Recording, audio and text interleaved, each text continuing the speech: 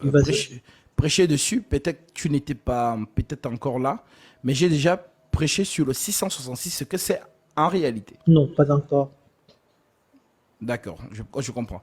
Donc, Aïe, aïe, euh, aïe. il- Ça, c'est il y a- du lourd, hein. ouais, oui, c'est du lot. Pourquoi? Parce que l'écriture, justement, concernant le 666, Apocalypse chapitre 13, verset 18, l'écriture nous dit quoi? L'écriture nous dit, c'est ici la sagesse, que celui qui a l'intelligence calcule le nom de la bête, car son nom est en nombre d'hommes 666. Donc, si on te dit, c'est ici la sagesse, on est en train de te dire, c'est donc ici le don. Il n'y a que celui qui a le don qui peut décoder ce chiffre. Mais tous ceux qui sont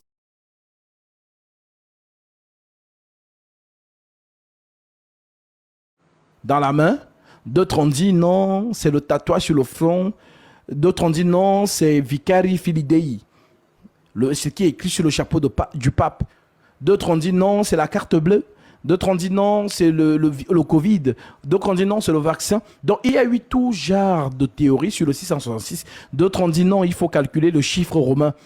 Voilà, quand tu calcules le chiffre romain, ça donne 666 balivernes.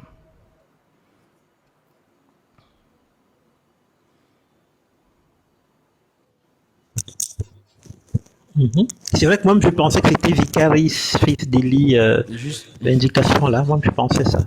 justement, ce n'est pas ça. Mais pour toi, comme tu n'étais pas là, je vais te donner juste un peu. Mhm, En merci, fait, merci.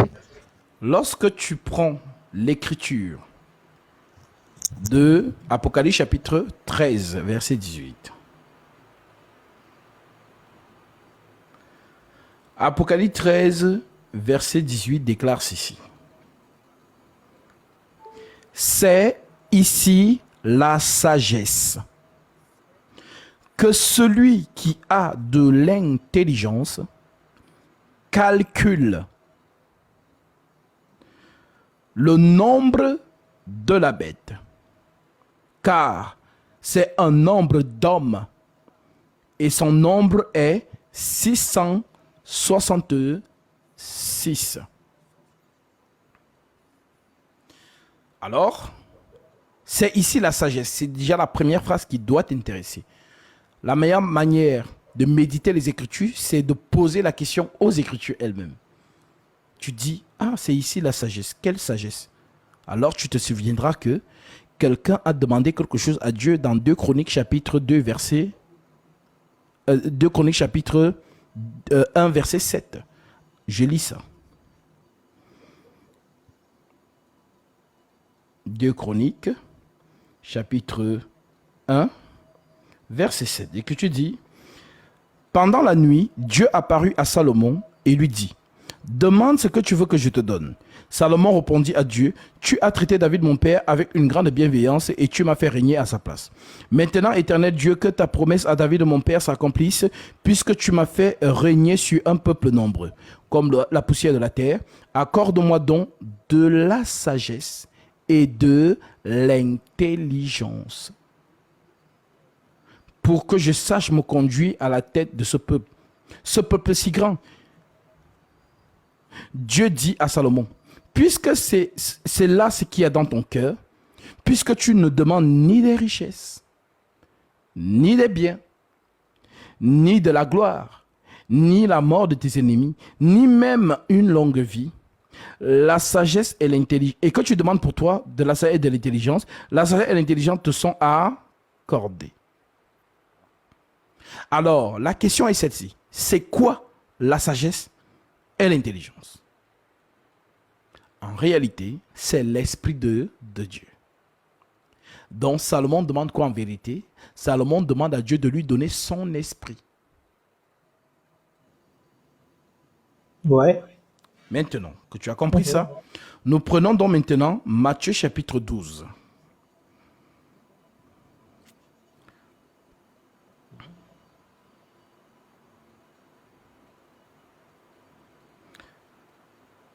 Alors, nous sommes dans Matthieu 12, verset 42. Le Seigneur Jésus-Christ donc dit, la reine du Midi se lèvera au jour du jugement avec cette génération et la condamnera parce qu'elle vint des extrémités de la terre pour entendre la sagesse de Salomon. Et voici, il y a ici plus que Salomon. Donc celui qui est plus que Salomon n'est rien d'autre que celui qui a donné la sagesse à Salomon. En d'autres termes, Jésus.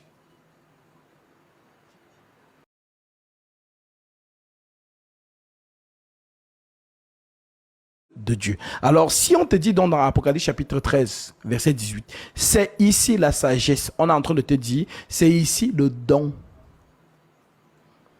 Que celui qui a dans ce don-là, dont l'Esprit de Dieu, le ministère, des calculs. Donc, calculer ici, c'est enseigner. Que celui qui a le ministère calcule le nom de la bête, car son nom est un nombre d'hommes 666. Alors, nombre d'hommes. Si je te posais la question, c'est quoi le nombre d'hommes?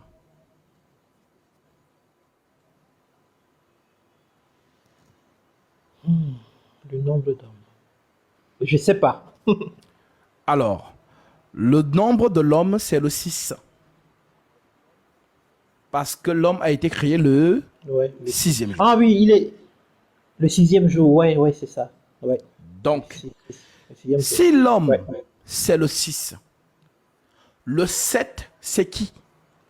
Et nous savons que le 7 a été sanctifié. Genèse 2, verset 1. Lisons.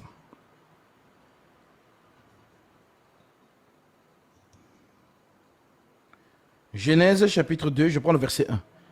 Ainsi furent achevés les cieux et la terre et toute leur armée. Dieu acheva au 7e jour son œuvre qu'il avait faite et il se reposa au 7e jour de toute son œuvre qu'il avait faite. Dieu bénit le 7e jour et il le sanctifia parce que en ce jour il se reposa de toute son œuvre qu'il avait fait et qu'il avait créé en la faisant. Donc le 7, c'est Dieu lui-même. Parce que quand on arrive au 7, on ne dit pas exactement. On ne dit pas il y eut un soir, il y eut un matin. Donc le 7 n'a pas été créé. Mais la création s'arrête au 6e. Alors, lorsqu'on comprend que Dieu c'est le 7, nous venons donc dans Exode chapitre 20 au verset 8. L'Écriture dit: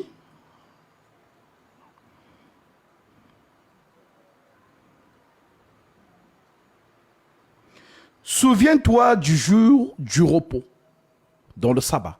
Souviens-toi du jour du repos pour le sanctifier. Tu travailleras 6 jours et tu feras tout ton ouvrage. Mais le 7e jour est le jour du repos de l'Éternel, ton Dieu. Tu ne feras aucun ouvrage, ni toi, ni ton fils, ni ta fille, ni ton serviteur, ni ta servante, ni ton bétail, ni l'étranger qui est dans tes portes.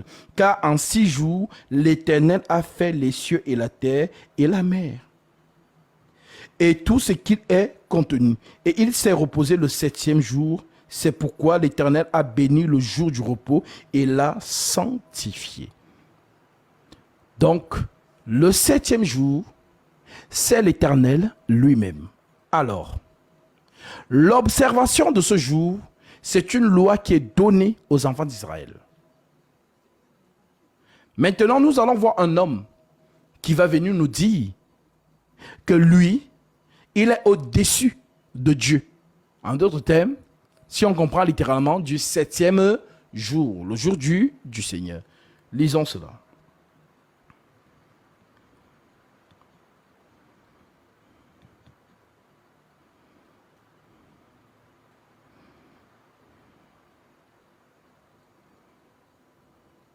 Alors,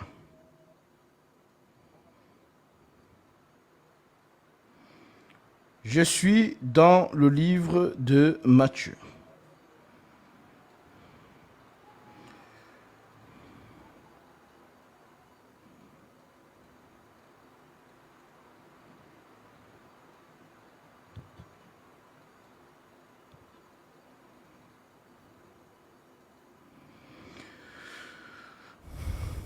Je prends à partir du verset 8.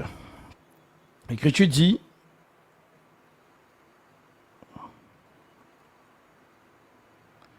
prenons même à partir du verset 1 pour la meilleure compréhension de ceux qui nous écoutent. En ce temps-là, Jésus traversa des champs de blé un jour de sabbat. Ses disciples qui avaient faim se mirent à arracher des épis et à manger. Les pharisiens, voyant cela, lui dirent, « Voici tes disciples font ce qu'il n'est pas permis de faire pendant le sabbat. » Mais Jésus leur répondit, « N'avez-vous pas lu ce que fit David lorsqu'il a eu faim, lui et ceux qui étaient avec lui, comment il entra dans la maison de Dieu et mangea des pains de proposition qu'il ne lui était pas permis de manger, non plus que ceux qui étaient avec lui et qui étaient réservés aux sacrificateurs seuls.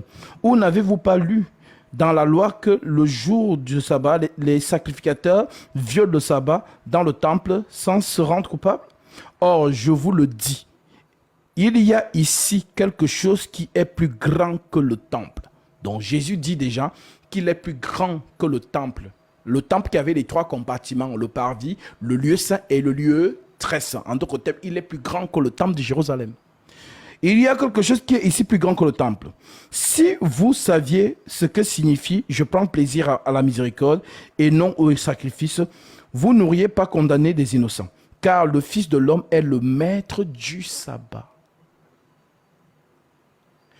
Donc, le sabbat est devenu un homme. Voilà pourquoi ce sabbat nous dit donc, « Venez à moi, vous tous qui êtes fatigués et chargés, et je vous donnerai du repos. » Donc, donner le repos, c'est donner la vie. Voilà pourquoi toute la création, premier jour, deuxième jour, troisième jour, quatrième jour, cinquième jour, sixième jour, c'est une création sans vie. Voilà pourquoi il faut donc que le septième jour fasse un geste pour que le sixième jour vienne à la vie. Voilà pourquoi on dit, et l'Éternel souffla dans l'homme et l'homme devint une âme vivante. Donc le Seigneur qui souffle, c'est ça le repos en fait. Parce que les gens quand ils lisent le repos, ils pensent que Dieu après avoir créé le sixième jour, il était fatigué, il allait dormir. Alors ils ne comprennent pas que le repos de Dieu en fait c'est donner la vie. C'est même à ce moment-là que Dieu travaille. Quand c'est l'homme qui travaille, l'homme n'a pas la vie. Mais quand c'est Dieu qui travaille pour l'homme, à ce moment-là, l'homme a la vie. Voilà donc pourquoi le jour du sabbat n'est plus un jour ordinaire. Donc les gens qui disent non, samedi, sabbat, non. Le sabbat n'est plus un jour. Le sabbat est devenu un homme. Et nous sommes en Jésus-Christ, l'année de grâce. Un jour. Un jour sont comme, devant Dieu comme 1000 ans. 1000 ans sont comme un jour. Donc ce jour-là, c'est Jésus. Voilà pourquoi il dit aux soldats qui étaient à la croix, aujourd'hui, tu seras avec moi dans le paradis. Les gens ont cru qu'aujourd'hui, là, c'était mercredi ou jeudi ou vendredi. Non. Le aujourd'hui, nous y sommes toujours. Tant que l'église est sur terre, c'est le aujourd'hui. Le jour de grâce, l'année de grâce. Maintenant qu'on a compris que le septième jour était un homme, était Dieu, le sixième jour donc, c'est un homme. Maintenant, nous savons maintenant, toi et moi, que le nombre d'hommes, c'est quoi? C'est 6. Alors, maintenant qu'on l'a su, 6, ouais. on nous dit donc que celui qui a de l'intelligence calcule. Tout ce que nous sommes en train de faire là, c'est le calcul. Hein. Que celui qui a l'intelligence calcule le nombre de Abel quand son nom est un nombre d'hommes 666. Alors, Adam, c'est un homme, dans le 6. Alors, d'Adam va sortir 2 hommes.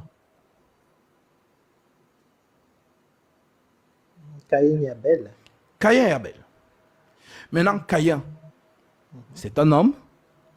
Abel, c'est aussi un homme.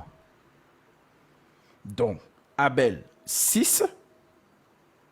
Caïn, 6 aussi. Si tu vois Abel, tu vois Caïn. Si tu vois Jésus, tu vois Judas Iscariote. Si tu vois Michael, tu vois le dragon.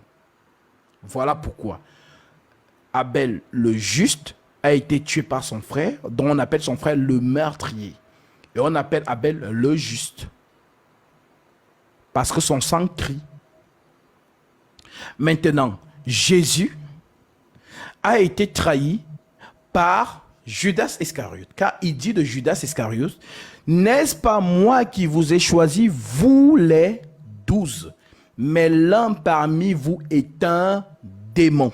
Il ne dit pas, l'un parmi vous est possédé par un démon. Il dit, l'un parmi vous est un démon, en d'autres termes, Satan. Maintenant, Caïn, Judas, c'est la même personne. Judas, c'est le dragon. Donc, tout ce que tu vois Jésus faire, renverse seulement et tu verras le poser. L'opposé, c'est qui? C'est Satan toujours. Donc, si tu vois Abel, tu vois Caïn. Si tu vois Jésus, tu vois Judas Iscariote. Si tu vois Michael, tu vois le dragon. En d'autres termes, Abel, c'est un homme. 6. Jésus, c'est un homme. 6. Michael, lorsqu'il paraîtra, ce n'est pas un esprit qui va apparaître, c'est un homme qui va apparaître.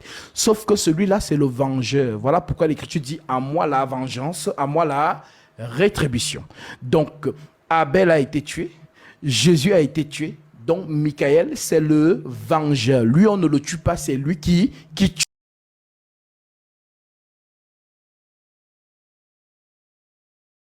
Ah, c'est la mort. Donc, 6, 6, 6, qui veut dire, je suis celui qui est, qui était et qui vient, le Tout-Puissant. Je répète, je suis, c'est Apocalypse qui le dit, je suis celui qui est, qui était Abel, qui est Jésus, et qui vient Michael. Daniel 12, verset 1.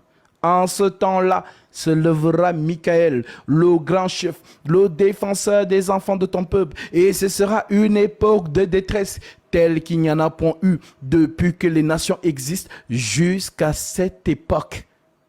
Donc lorsque Michael lui apparaît, lui c'est pour détruire. Voilà pourquoi c'est lui qui chasse l'ennemi du ciel. Apocalypse 12, verset 7. Et que tu dis donc,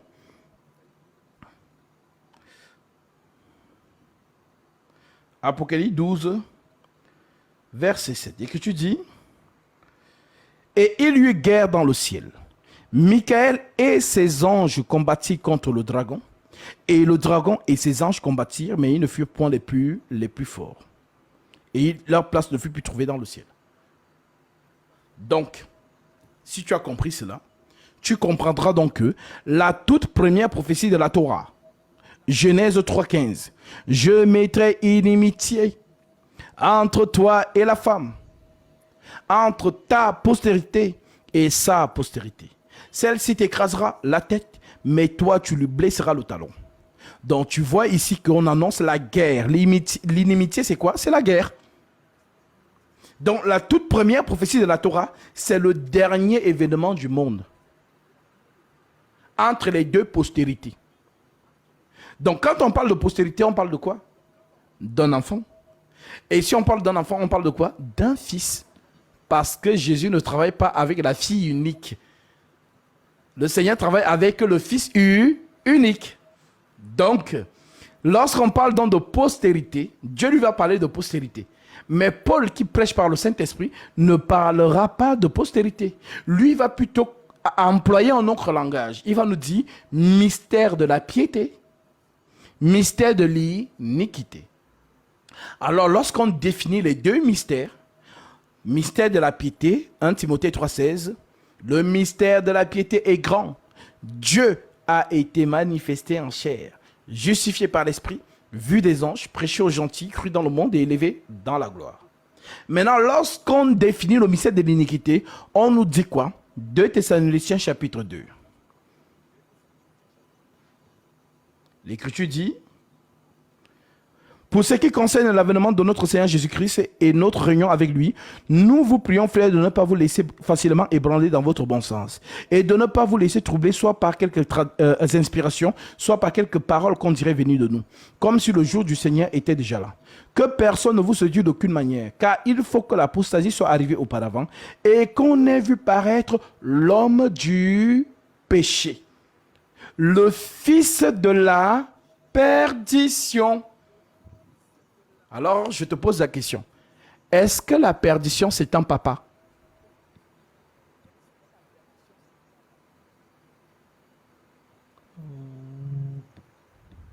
Non, c'est pas un papa. On est d'accord. Alors, pourquoi les gens sont choqués quand on dit fils de Dieu et ils pensent que Dieu, c'est un papa? Non. En fait, c'est eux qui n'ont pas compris que quand on parle du fils de Dieu et du fils de la perdition, en fait, c'est l'expression qu'on utilise pour dire que Dieu est devenu un homme, Satan aussi deviendra aussi un homme. C'est Jésus lui-même qui le dit. Jean chapitre 5, verset 43. Je te lis ça. Jean 5, verset 43. Le Seigneur déclare ceci. Mais il dit, je suis venu au nom de mon Père et vous ne me recevez pas. Si un autre vient en son propre nom, vous le recevrez. Donc, Dieu devient un homme. Il fait son temps. Il part. Satan aussi deviendra un homme, comme Jésus est né là. Satan naîtra de la même manière.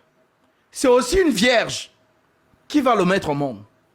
Parce qu'il doit faire en sorte que la prophétie concernant le fils de David s'accomplisse en lui. Parce que les Juifs vont examiner la Torah.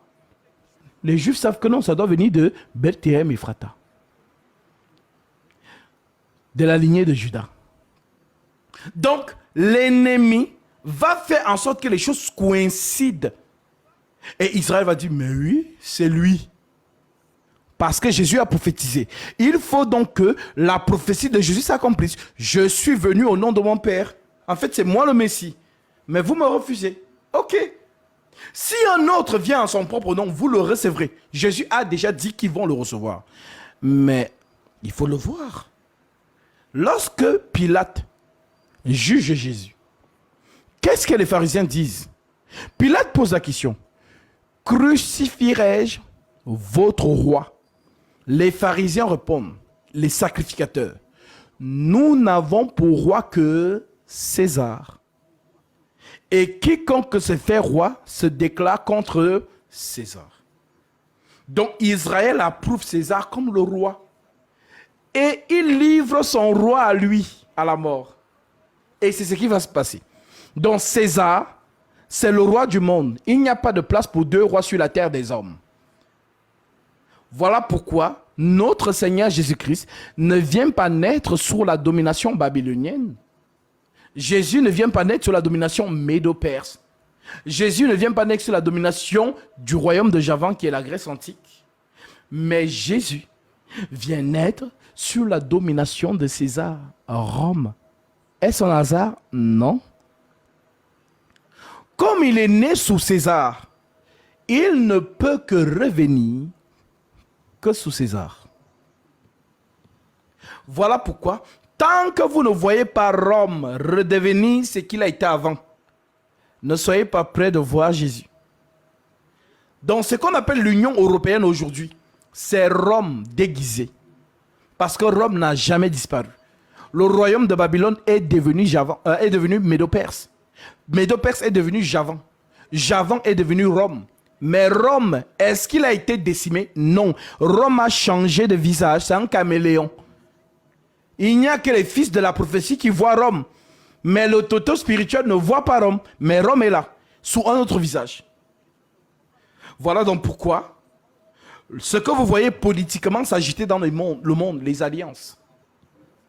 Tout ça, c'est pour reconstituer Rome. Nous avons les États-Unis d'Amérique. On dit États unis. Donc, ce sont plusieurs pays qui sont devenus un. L'Europe a vu ça. Elle dit, ok. Nous aussi, Union européenne. Un. La Russie aussi, tout ce qui est biologie sont aussi devenus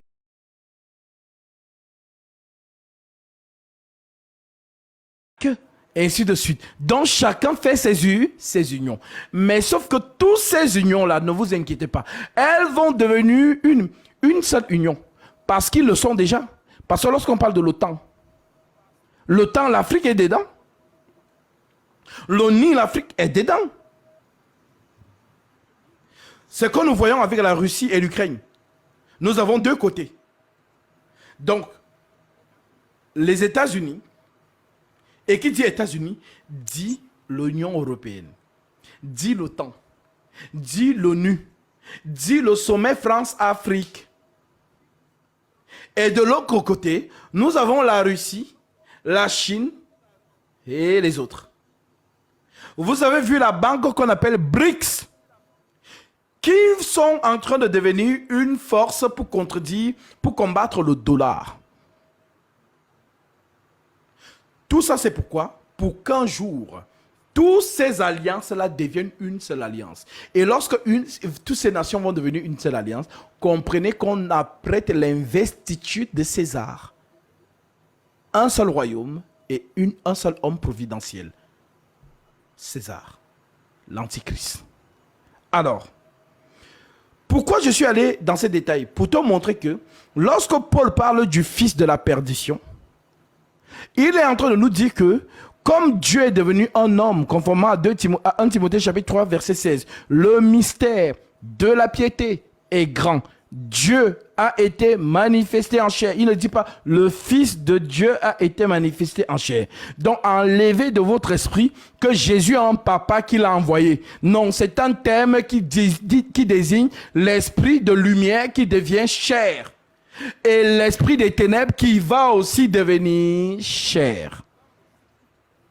Parce que l'esprit des ténèbres ne s'est jamais réclamé comme étant un ange. Lui, il dit qu'il est Dieu. Je continue. 2 Timothée, chapitre 2, 2 Thessaloniciens, au verset 6. L'Écriture dit, l'adversaire qui s'élève au-dessus de tout ce qu'on appelle Dieu, jusqu'à s'asseoir dans le temple de Dieu, se proclamant lui-même Dieu. Le temple de Dieu, c'est Israël. Donc quand on dit qu'il va s'asseoir dans le temple de Dieu, on dit qu'il va dominer sur Israël. Jusqu'à s'asseoir dans le temple de Dieu, se proclamant lui-même Dieu. Ne vous souvenez-vous pas que je vous disais ces choses lorsque j'étais encore chez vous? Et maintenant, vous savez ce qui le retient, afin qu'il ne paraisse qu'en son temps. Donc il y a quelque chose qui retient que le mystère de l'iniquité se personnifie. Mais qu'est-ce qui le retient donc? Parce que Paul dit, vous savez ce qui le retient. Mais Paul, il y a des gens qui ne savent pas ce qui le retient. Mais quand Paul dit, vous savez ce qui le retient, l'apôtre Paul vous fait comprendre que vous qui avez le Saint-Esprit, vous savez ce qui retient que Satan n'entre pas dans le monde de manière personnifiée. C'est le Saint-Esprit, effectivement. Il est descendu dans Acte 2. Et tant qu'il n'est pas reparti, Satan n'entre pas. Donc on dit donc que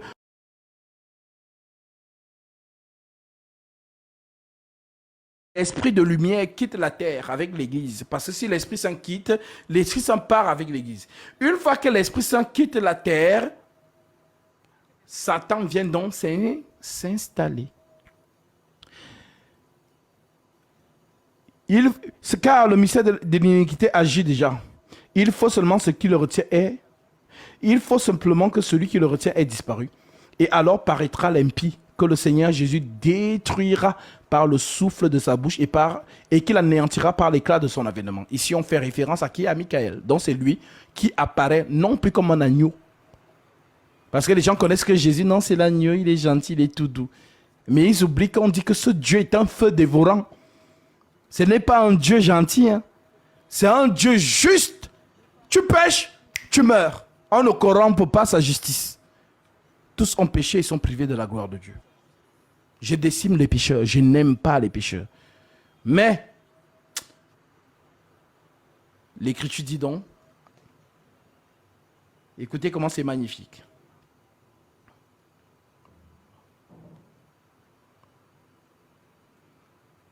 L'Écriture nous dit dans Ésaïe 48, verset 9, « À cause de mon nom, je suspends ma colère.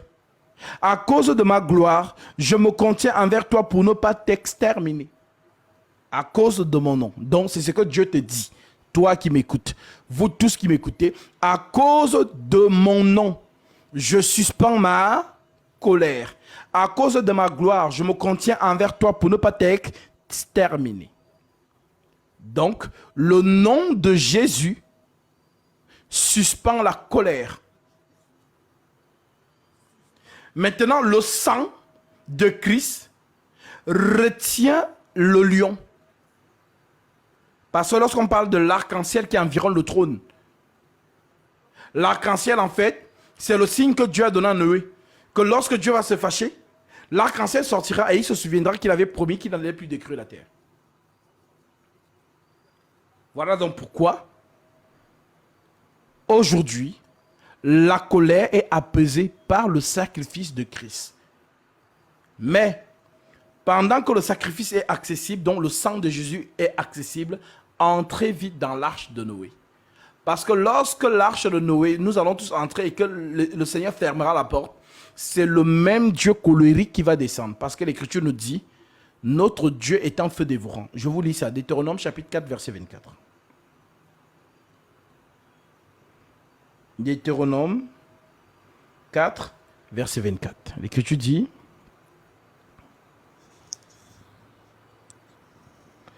car l'Éternel, ton Dieu, est un feu dévorant, un Dieu jaloux. Ça vous rappelle quelque chose? Ézéchiel chapitre 28, verset 19. Qu'est-ce que l'Écriture dit là-bas? Lisons. Ézéchiel chapitre 28, verset 19. L'Écriture dit,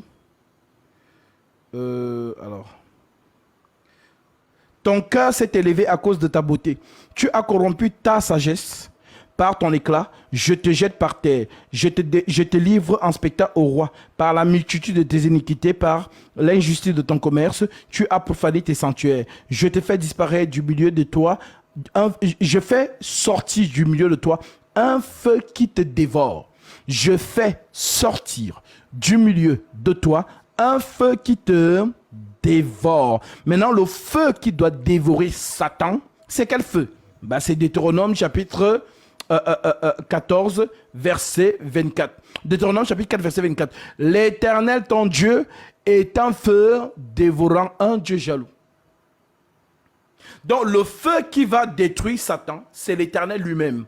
Voilà pourquoi celui qui vient le détruire n'est rien d'autre que Michael. Voilà pourquoi il est en troisième position.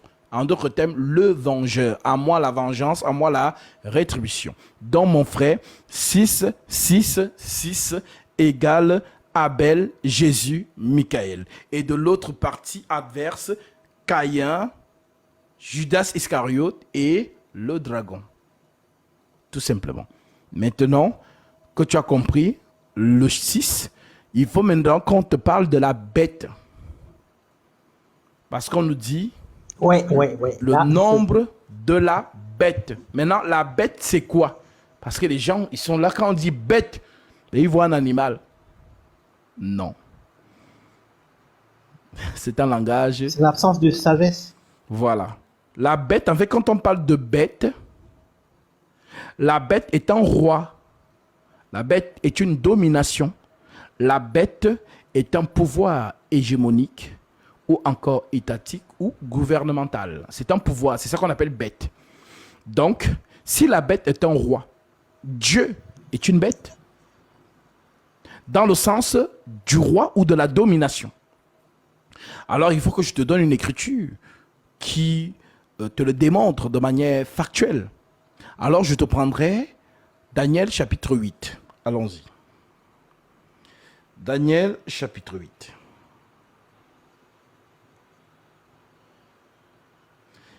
L'Écriture dit donc, à partir du verset je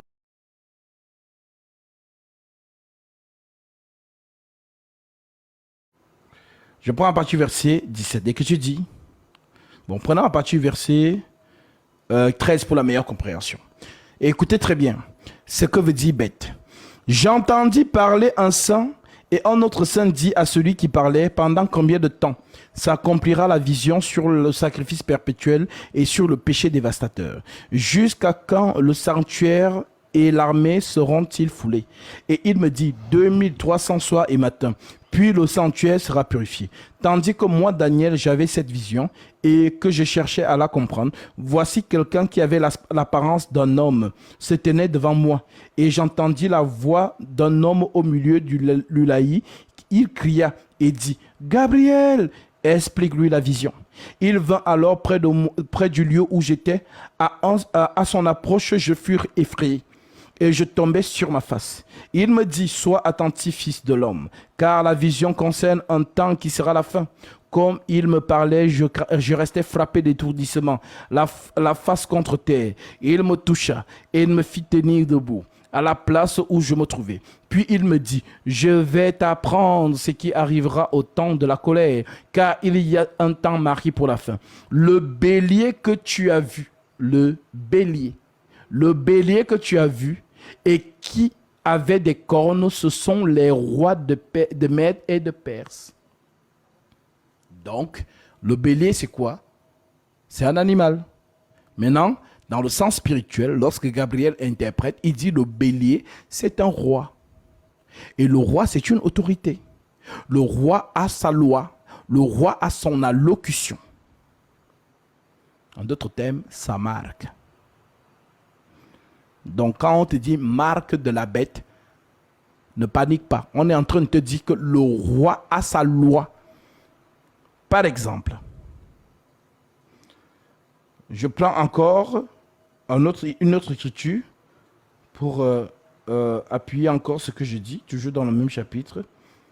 L'écriture dit,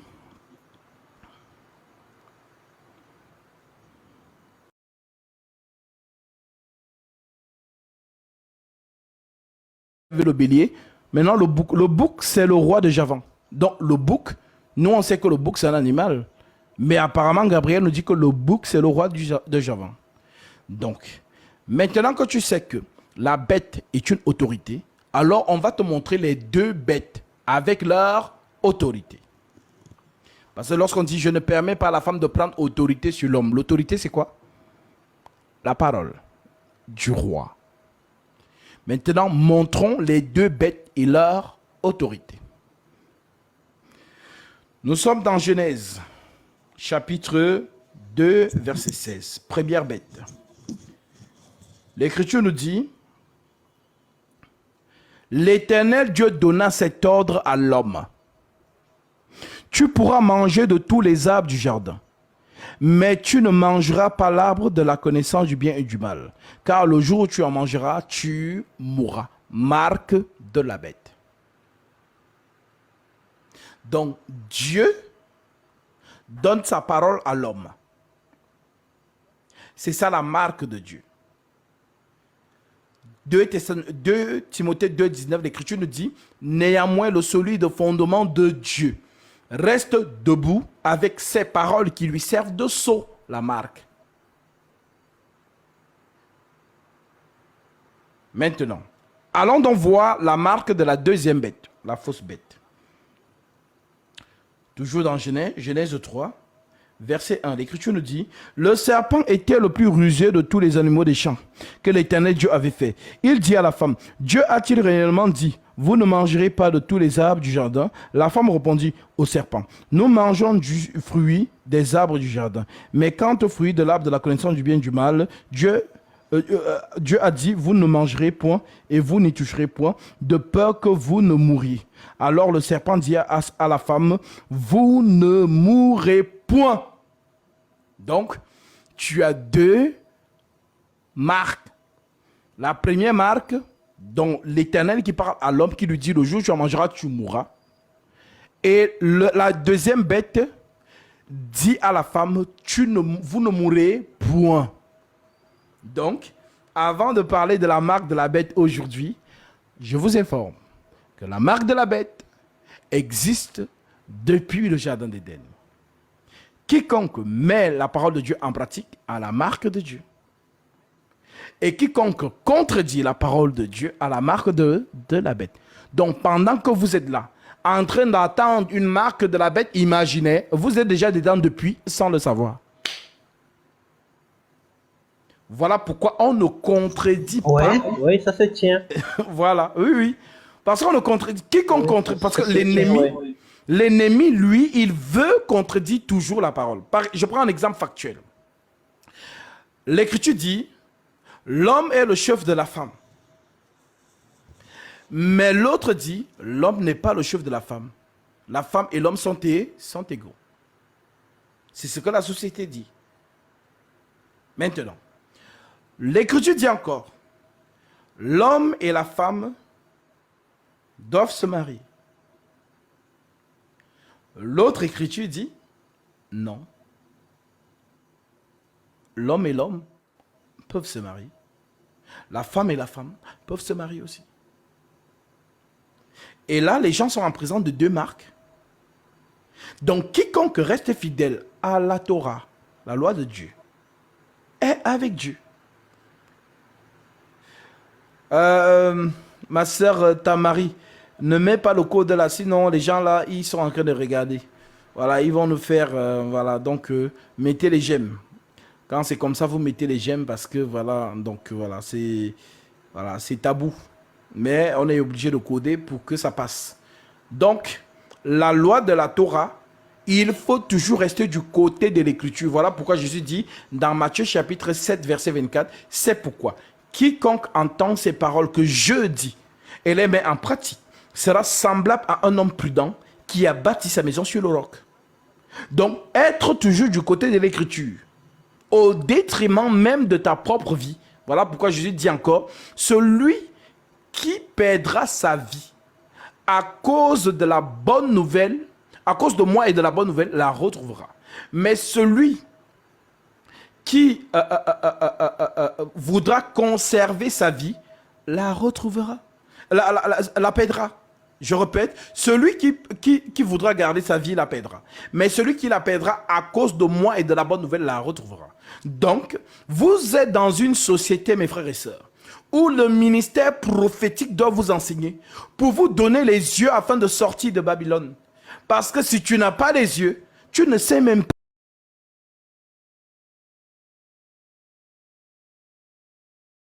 t'en rendre compte que je suis à Babylone. Mais comment tu vas t'en rendre compte si tu n'as pas les yeux? Alors je te donne le verset. Apocalypse, chapitre 3, verset 18.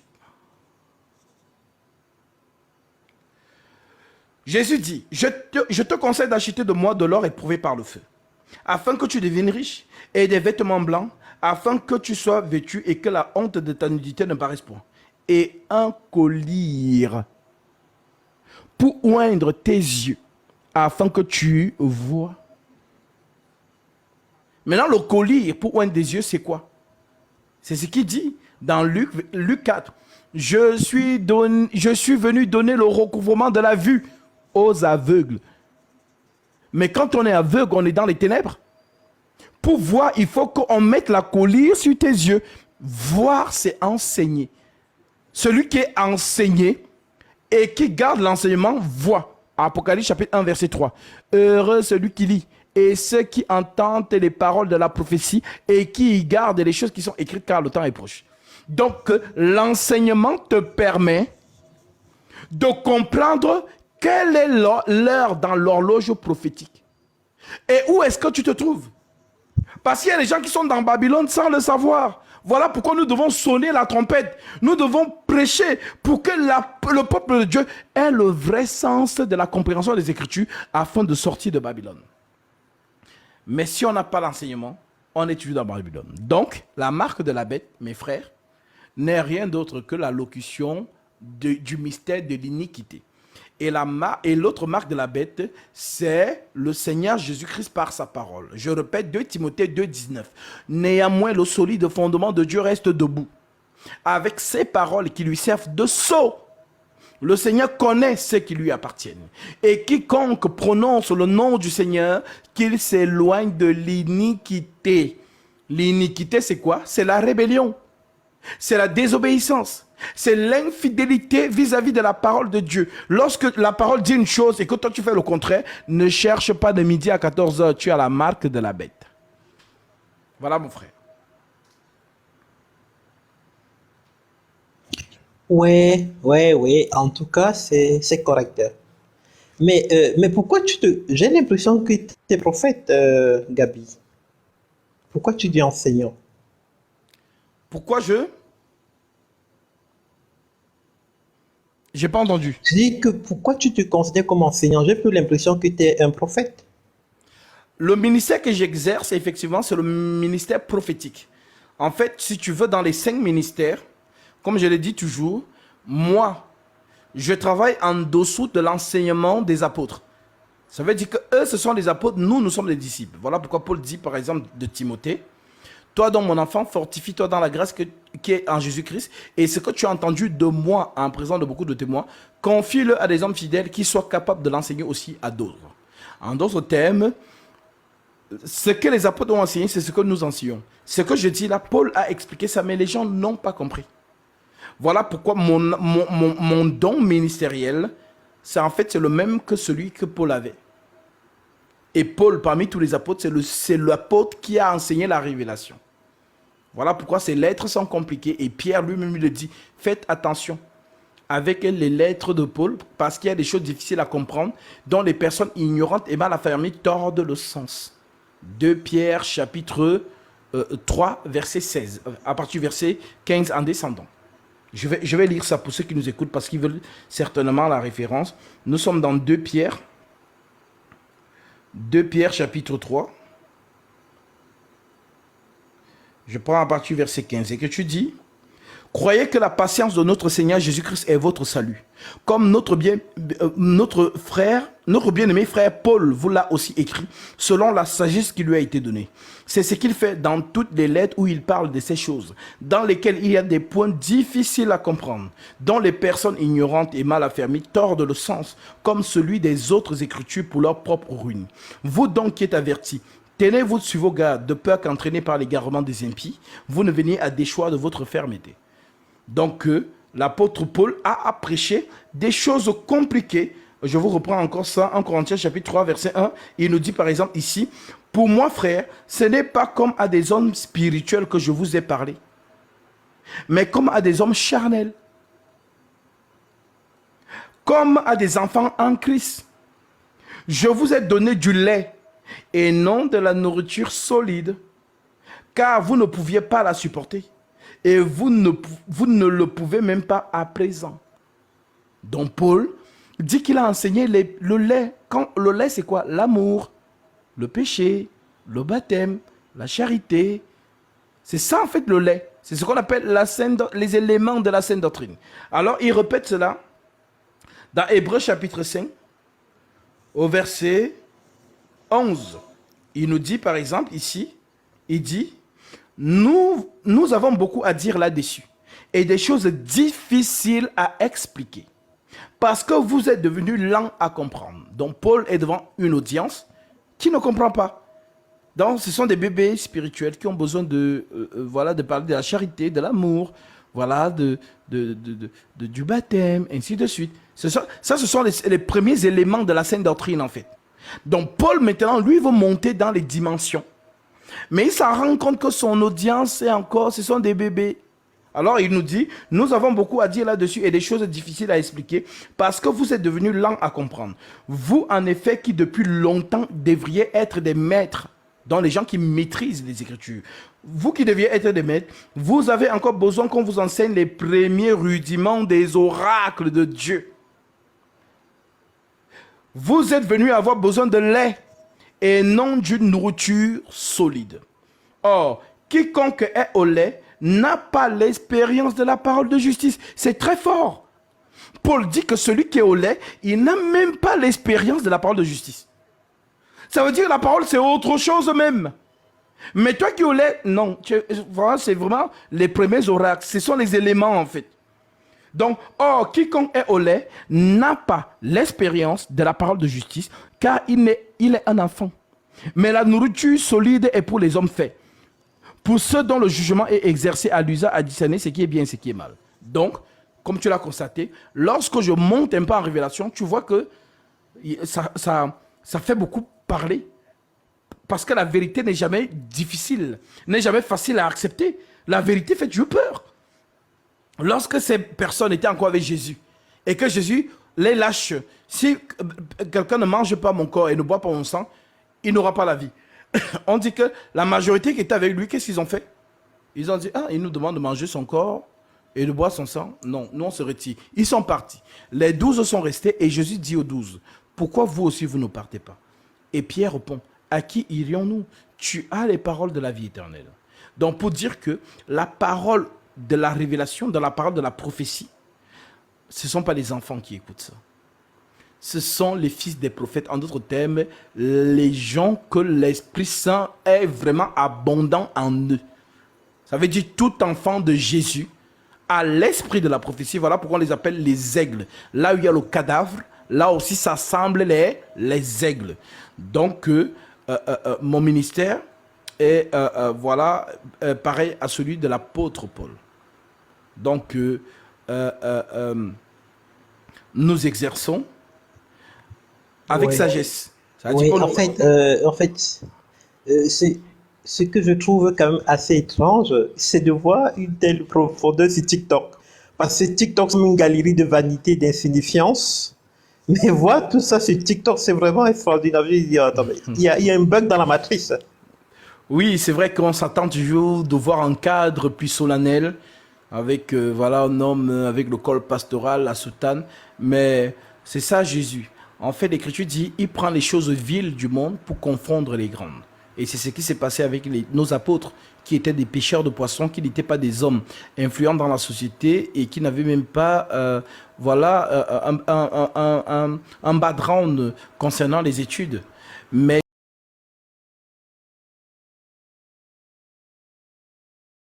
des pharisiens. Donc, comme je l'ai dit toujours aux gens, n'attendez pas à me voir dans le cadre que vous avez eu l'habitude de voir ceux qui se disent hommes de Dieu d'aujourd'hui. Le Seigneur, il est comme ça. Je prêche, c'est lui qui attire ses enfants dans le live. Ça veut dire qu'il y a quelqu'un qui ne me connaissait pas, mais qui, en passant dans le live, va s'arrêter, va écouter et sera émerveillé. Et la personne va être touchée et va me contacter pour prendre son baptême. Voilà comment je baptise tout ce que j'ai baptisé jusqu'aujourd'hui. Voilà comment ça se passe. C'est-à-dire la personne me voit, il écoute, il est touché, il veut prendre son baptême. Là, je pars au Cameroun, je profite encore pour le dire, le 10 août, je descends à Yaoundé pour aller baptiser nos frères et sœurs qui sont de ce côté. Donc, si vous êtes à Yaoundé, le baptême a lieu le 11, parce que j'arrive le 10, et le 11, c'est la journée où, voilà, je vais baptiser les frères et sœurs conformément à la saine doctrine. Donc, si vous êtes du côté du Cameroun, et soyez à Yaoundé, si vous voulez prendre votre baptême, bien évidemment, soyez à Yaoundé le 11. Nous vous donnerons toutes les modalités. Pour ceux qui voudront peut-être avoir plus d'informations, vous nous écrivez dans le groupe WhatsApp, le numéro du groupe WhatsApp.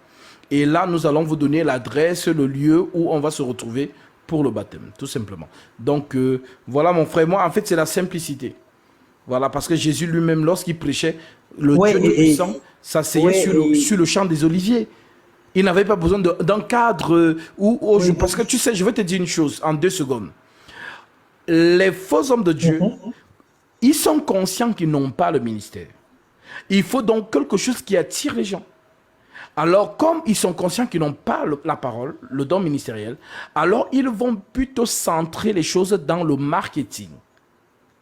Construire des méga churches avec des belles salles, des écrans plasma, dont tout ce cortège, tout ce décor attire. Voilà pourquoi les gens y abondent. Mais la parole n'y est pas. Mais le Seigneur Jésus lui-même, qui avait la parole, même dans le champ des oliviers, il s'assoit. Et les gens viennent là où il est. Les gens s'asseyent sur le gazon pour écouter parce que c'est ce qui nous intéresse. La parole. Tout simplement, mon frère.